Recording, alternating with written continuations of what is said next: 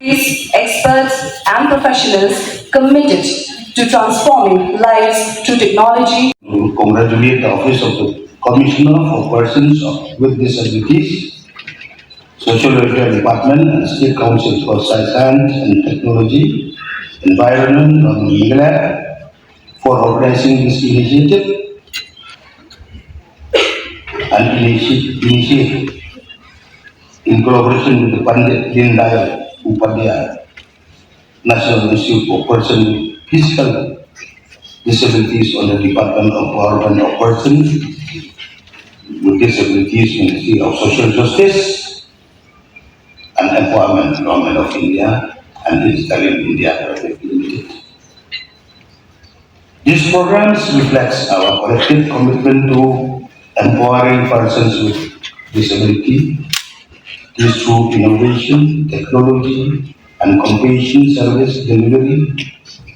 It demonstrates the impact that can be achieved when government institutions, professionals, and private innovators work together towards inclusion and accessibility.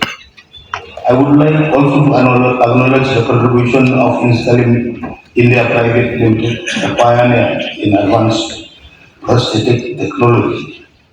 Through the use of 3D scanning, digital design, artificial intelligence, and advanced manufacturing. Installing is helping persons with disability regain mobility, independence, and confidence. Such innovations are making quality prosthetic care more affordable and accessible, especially in remote regions. I am also pleased to learn that along the prosthetic fitment program, today continuing rehabilitation education CRE program from scanning to prosthesis, hands to on training in 3D digital fabrication developed by PDU and IAW PPD in collaboration with Installing India Private Limited. For prosthetic and orthotic professionals from across Northeast India, this initiative will provide valuable exposure to the latest advancement in prosthetic technology, digital design, and rehabilitation practices. Capacity building of professionals is essential for ensuring sustainable and quality rehabilitation services. I extend my best wishes to all the participants and hope that the knowledge and skill gained through this program will further strengthen rehabilitation services across the region and benefit countless persons with disabilities in the years to come. The Right of Person with Disability Act 2016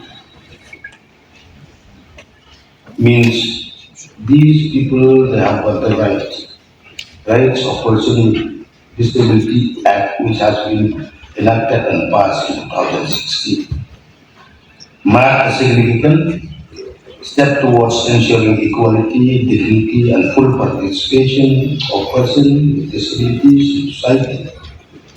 Guided by the vision, the government of India, the government of Meghalaya continue to implement various schemes and programs aimed at empowerment, rehabilitation, and social inclusion.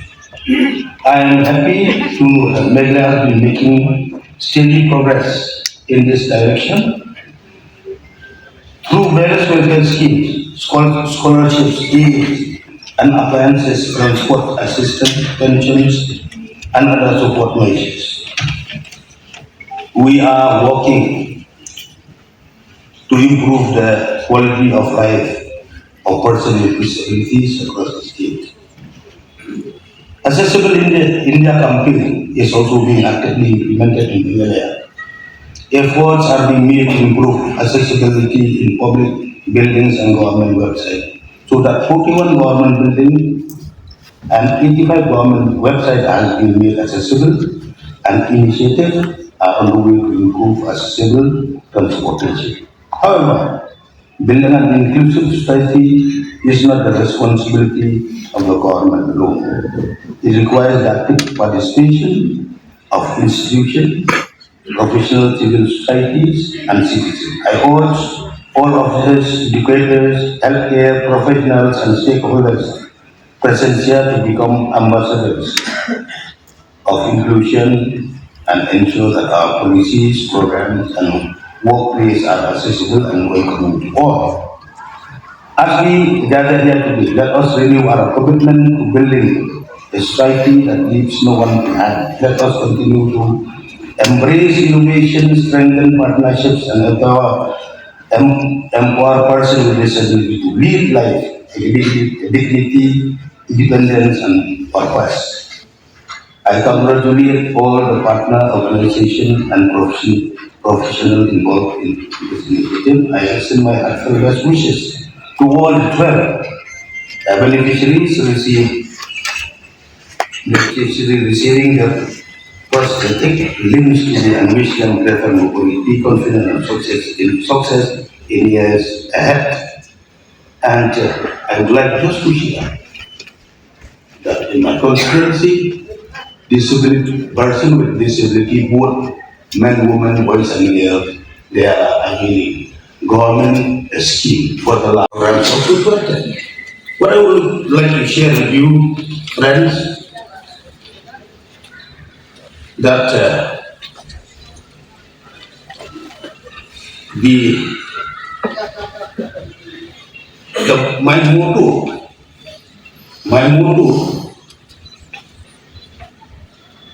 since my young age, where I have, since that I was in class 7, I started involving in my social activities. And since that time, the leaders of various church committees in my birthplace, Laman, is a cosmopolitan locality established by the then British government. It's a mixed area. We are living in Laman, a first cosmopolitan area comprises of all community, all faith and religion, and we are taught to live like our own brother and sister, to love and respect each other. So this is what we see each and every one of you, that since my young age, I remember my motto is service to people is service to God. So today will be a remarkable day that the Department of Social Welfare with the Department of Persons with Disabilities, you have done a very wonderful job in extending help, support to our brother and sister, the person with a disability, and you have selected the genuine beneficiaries of 12 from all over our state, Nigeria. Whatever service that we have rendered today, to each and every one of them who really needs our help and support, we have done it. So don't forget, whatever service that we have done for the people, service to God, in my life experience. You also will get a blessing, a special and a miracle blessing from the Almighty God. In my life experience, I hail from a very poor BPL family from Lama. I was born and brought up in a 2 small room rented house in London. But my parents are very strong. So this message I'm giving to all the beneficiaries. So we fight for the rights, we are disciplined, we honor, we respect our parents, we respect our elderly people. And you will see, before I wind up my speech, based on the records. For example, Dr. Rajendra Prasad Ji, he also living from a poor family from the village, born in a thatch house. They don't have the capacity even to buy kerosene oil, his parents. When the street light is on in the evening, so he run and starts studies beneath the street light. And at the end of the day, God bless him, and he has become he holding the prestigious post as the President of India. He came from the poor family. So many of them. Dr. Abdul Kalam Ji, in the morning helping his father in distributing akhbar in Hindi, which means newspaper, house to house, akhbar. And at the end of the day, he has become a scientist. He has occupied the highest post of the country, the President of India. Now coming to our Honorable Prime Minister, Narendra Modi ji. You know, after school, he will go run and assist his father in selling chai, selling tea, adjacent to the railway track. So but at the end of the day, he has become a very powerful, respectable person, leader, the Honorable Prime Minister of India, Narendra Modi ji. So I feel proud that I really thanks to the Almighty God that I was also born in a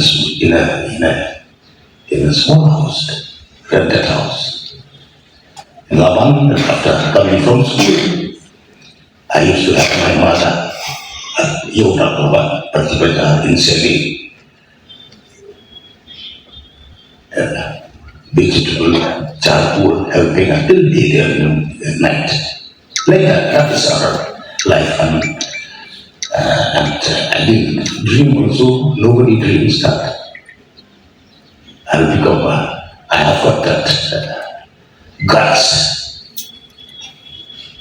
Do I hear from the poor family? I keep it in my mind that I am born to eat.